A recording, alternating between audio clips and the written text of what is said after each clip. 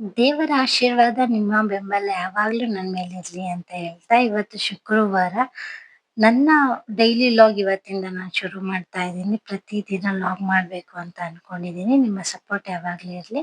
ನಾನು ಡೈಲಿ ಬೆಳಿಗ್ಗೆ ಎದ್ದ ತಕ್ಷಣ ನನ್ನ ದಿನಚರಿ ಮುಗಿಸಿ ಬರೋದೇ ಅಡುಗೆ ಮನೆಗೆ. ಫಸ್ಟ್ ಬ್ರೇಕ್ಫಾಸ್ಟ್ ಅಡುಗೆ ಎಲ್ಲ ಮುಗಿಸಾದ್ಮೇಲೆ ಬೇರೆ ಕೆಲಸ.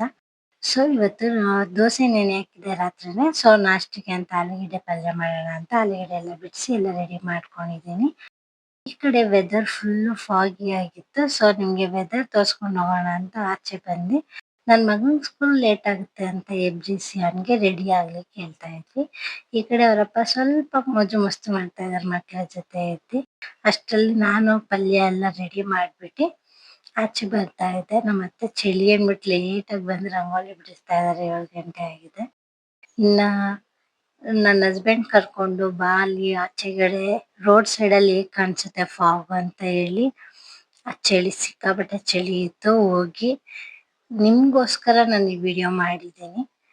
ಮುಗಿಸಿ ಬಂದು ಲೇಟ್ ಆಗುತ್ತೆ ಅಂತ ಹೇಳಿ ಬಂದು ದೋಸೆ ಹಾಕ್ತಾ ಇದ್ದೆ. ಎಲ್ಲ ರೆಡಿಯಾಗಿ ಬರೋ ಅಷ್ಟರಲ್ಲಿ ಈ ಕಡೆ ನಾನು ದೋಸೆ ಹಾಕಿದ್ರೆ ಈಸಿ ಆಗುತ್ತಲ್ವ, ನಾನು ಬಾಕ್ಸ್ಗೆಲ್ಲ ರೆಡಿ ಮಾಡಬೇಕು. ಸೊ ನನ್ನ ಮಗನೇ ಅವನು ಎದ್ದು ರೆಡಿಯಾಗಿ ಬರೋ ಅಷ್ಟರಲ್ಲಿ ನಾನು ದೋಸೆ ರೆಡಿ ಮಾಡಿ ಅವನಿಗೆ ಪ್ಲೇಟ್ ತೊಗೊಂಡೋಗಿ ಡೈನಿಂಗ್ ಟೇಬಲ್ ಮೇಲೆ ಇಟ್ಟಿದ್ದೆ. ಅವ್ನು ರೆಡಿಯಾಗಿ ಬಂದು ಅವನು ನಾಷ್ಟ ಮಾಡಿ ತುಂಬ ಚೆನ್ನಾಗಿದೆಯಮ್ಮ ನಾಷ್ಟ ಅಂತ ಹೇಳ್ತಾ ಇದ್ದ. ಇನ್ನು ಈ ಕಡೆ ನಾನು ಬಾಕ್ಸ್ಗೆಲ್ಲ ರೆಡಿ ಮಾಡಿ ನಮ್ಮ ಅತ್ತೆ ದೇವ್ರ ಪೂಜೆ ಮಾಡ್ಕೊತಾ ಇದ್ರು. ಅಷ್ಟರಲ್ಲಿ ರೆಡಿ ಆದ್ಮೇಲೆ ಎಲ್ಲರೂ ಟಾಟಾ ಬಾಯ್ ಬಾಯ್ ಹೇಳ್ಬೇಕು. ನನ್ನ ಹಸ್ಬೆಂಡ್ಗೂ ಬಾಕ್ಸ್ ಹಾಕಿ ಅವರು ವರ್ಕಿಗೆ ಅಲ್ಲೇ ಊಟ ಮಾಡ್ಕೊತಾರೆ ಅಂಗಡಿಯಲ್ಲೇ.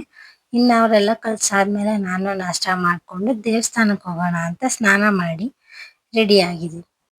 ಇನ್ನು ರೆಡಿಯಾಗಿ ನಾವು ಬಸ್ಸಲ್ಲಿ ದೇವಸ್ಥಾನಕ್ಕೆ ಹೊರಟ್ವಿ. ರಾವುತನಹಳ್ಳಿಯಲ್ಲಿರುವಂಥ ಜಿನ್ನಗ್ರ ಲಕ್ಷ್ಮೀ ದೇವಿ ದೇವಸ್ಥಾನಕ್ಕೆ ನಾವು ಇವತ್ತು ಬಂದಿದ್ವಿ. ನಾನಿದು 2ನೇ ಸಲ ಬರ್ತಾ ಇರೋದು. ನಮ್ಮ ಅತ್ತೆ ಪ್ರತಿ ವಾರನೂ ಬರ್ತಾರೆ. ದೇವರ ಅಲಂಕಾರ ತುಂಬಾ ಚೆನ್ನಾಗಿತ್ತು. ದೇವ್ರನ್ನ ದರ್ಶನ ಮಾಡ್ಕೊಂಡು ಪ್ರಸಾದ ತಿನ್ಕೊಂಡಲ್ಲಿ ನಾವು ಮನೆಗೆ ಬಂದ್ವಿ. ಇವತ್ತಿನ ಲಾಗ್ ಇಲ್ಲಿಗೆ ಎಂಡ್ ಮಾಡ್ತೀನಿ. ಮತ್ತೆ ಸಿಗುವ ನೆಕ್ಸ್ಟ್ ಲಾಗಲ್ಲಿ. ಬಾಯ್.